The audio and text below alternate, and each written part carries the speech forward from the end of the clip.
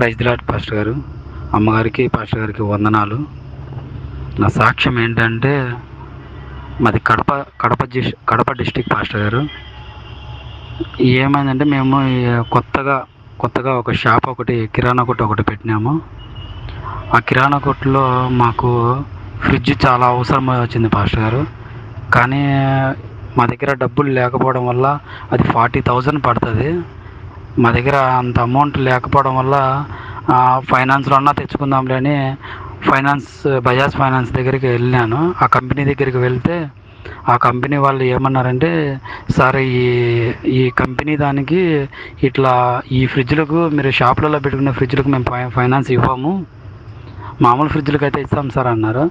సరేలే, నా దగ్గర డబ్బులు లేదు కదా అని, సర్లే దేవుడు ఎప్పుడు ఇచ్చాడో అప్పుడే తీసుకుందాంలే అని వెనక్కి వచ్చేసినాను.